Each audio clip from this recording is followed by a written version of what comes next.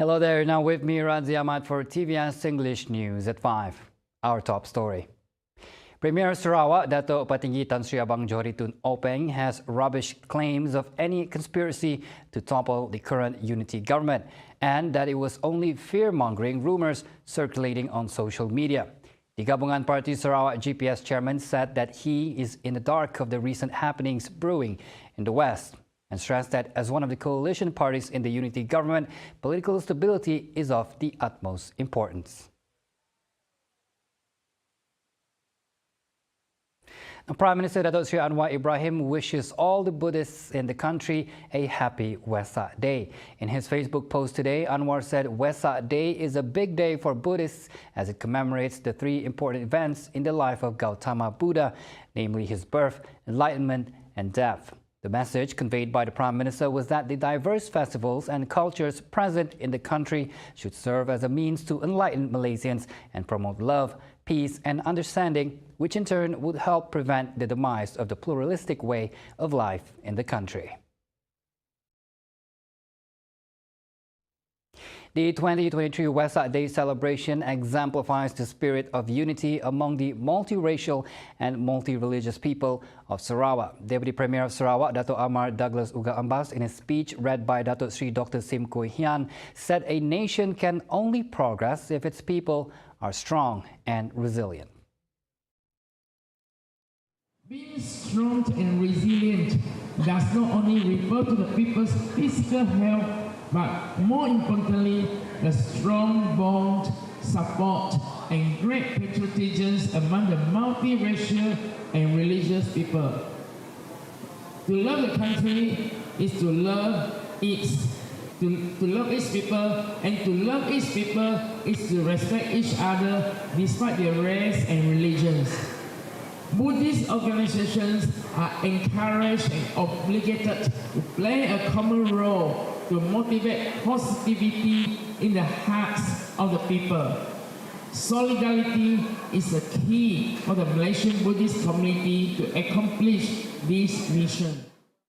Buddhist associations are encouraged to instill positivity as unity is key to society to progress. Hence, he urged Sarawakians to appreciate the sacrifices of freedom fighters who fought for our freedom and the state's peace, unity and harmony. This anniversary aims to foster the sense of belonging and the pride as a Sarawakian, strengthening the unity ties among its people by living harmoniously with mutual respect and tolerance for each other despite differences in race, religions and culture. This year's WESAK Day 2023 celebration was held at Sarawak Buddhist Association, attended by around 600 visitors. Exciting news for Sarawakian and Indonesian travelers. Indonesia Air Asia is launching a new route that will connect Jakarta and Kuching as part of its efforts to boost tourism in the ASEAN region. Jakarta will be the second city in ASEAN to be connected with Sarawak by the airline after Singapore. Starting June 15th, Air Asia will offer 3 weekly flights departing every Tuesday, Thursday and Saturday with promotional one-way fares starting as low as 199 ringgit. The promotional fares are available now until May 14th for trips between June 15th and October 29th. The flight schedule included in the statement shows that the Jakarta-Kuching flight will depart at 7:30 a.m. and arrive in Kuching at 10:40 a.m. The return flight will depart Kuching at 11:10 a.m. and arrive in Jakarta at 12:20 p.m. Currently, AirAsia Malaysia flies between Singapore and 3 Sarawak cities, namely Kuching, Miri and Sibu, making it the airline with the widest network between Sarawak and the Republic. In addition to this new route, AirAsia is also continuing its domestic service within Sarawak, Sabah and Peninsular Malaysia. The Malaysian Fire and Rescue Department has identified a total of 406 hotspots across the country via satellite. According to the Director of Fire and Rescue Operations, Dato' Ahmad Irzam Osman, these areas include Muka and Miri in Sarawak, Dungun and Kemaman in Terengganu, Kuantan, Pahang, Pasir Mas and Baco in Kelantan, and the Kuala Langat Utara Forest Reserve. Collaborating with the Forestry Department and the Department of Environment, the Fire and Rescue Department is carrying out patrols and aerial surveys using helicopters or drones to keep a close eye on these areas. Ahmad Irzam said the periodic monitoring is to ensure the situation remains under control. So far, 2 areas, Padang Terap in Kedah and Jempol in Negeri Sembilan, have already been classified as a level 1 hot weather status, with maximum daily temperatures reaching between 35 to 37 degrees Celsius for 3 consecutive days. Ahmad Irzam also mentioned that the number of open burning cases recorded until March this year was 4,106, with expectations of a further increase until August due to the hot weather forecast. He added that peatlands fires are categorized as open burning and the department is prepared with the necessary equipment and personnel to handle these cases. Residents in the affected areas have been reminded to stay alert and take the necessary precautions. The federal government, through the Ministry of Rural and Regional Development, is allocating 50 million ringgit to upgrade and restore Mara education institutions this year. Deputy Prime Minister Dato' Sri Dr. Ahmad Zahid Hamidi announced this during an official visit to MRSM Kota Kinabalu today.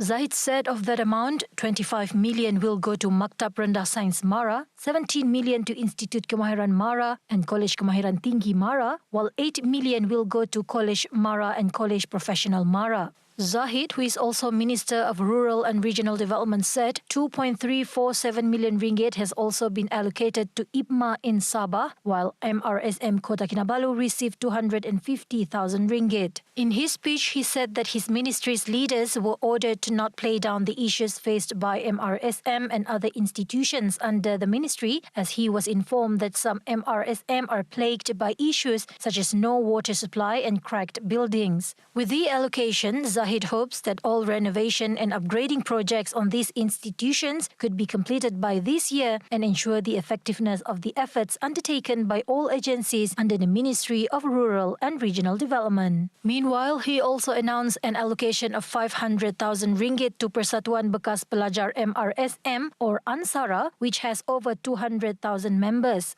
Zahid said around 80% of MRSM graduates, numbering at 225,000, are high-income earners, proving the effectiveness of the education system rooted in MRSM.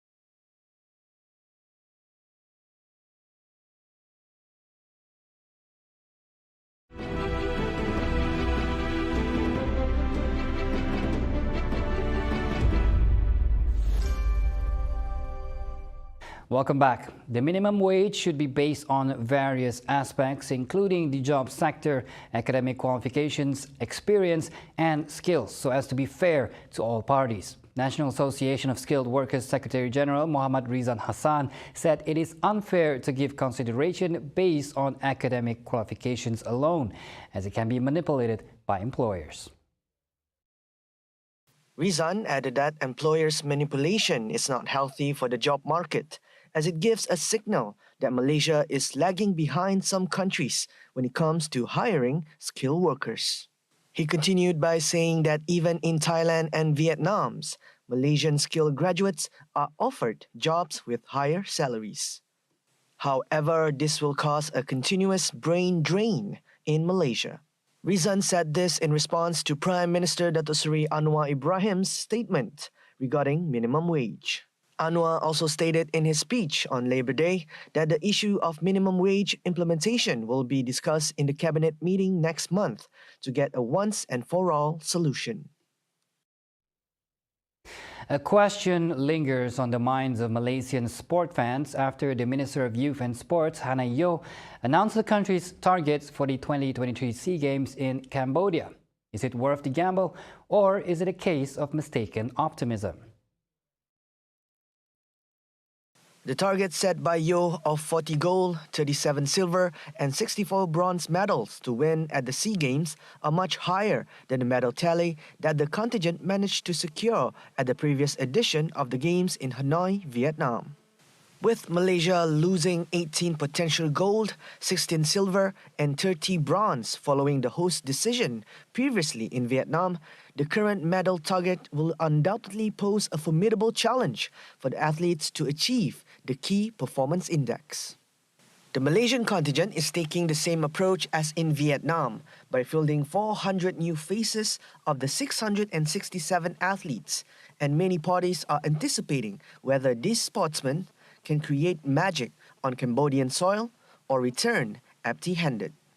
Thus, with the inclusion of foreign categories like Arnis, Vovinam, and Kun Bokator under Cambodia's traditional martial arts, the host decision has led to Malaysia's national contingent only competing in 33 out of 36 types of sports, covering 340 events out of a total of 582. Over in Africa, heavy floods and landslides triggered by rain have killed at least 129 people in Rwanda and 6 in Uganda, as rescuers are still hunting for survivors trapped in their homes. President Paul Kagame said in a statement his government is currently focusing efforts to help the affected people, which includes sending them to temporary relocations. The inundation of a road with fast-moving muddy water resulted in the destruction of houses, leaving residents scrambling to salvage whatever was left of their belongings. Meanwhile, the Uganda Red Cross said in a statement that emergency workers had begun excavations to retrieve the bodies of the 6 who died in the mountainous area of the country near the border with Rwanda. Rwanda and Uganda have been experiencing heavy and sustained rains since late March, where landslides have been reported in other elevated areas in Uganda, like Kasese near the Rwenzori Mountains, where deluge and floods destroyed homes and displaced hundreds. The Rwanda Meteorology Agency had forecast rainfall will be above the average in May for the East African nation. See the world closer with TVS as we bring you the latest news updates both locally and internationally. For more headlines anytime, anywhere, just head on to our official website at tvstv.my or follow us on our social media platforms. And that's all the time we have for TVS News at 5. I am Razi Ahmad. Thank you for watching.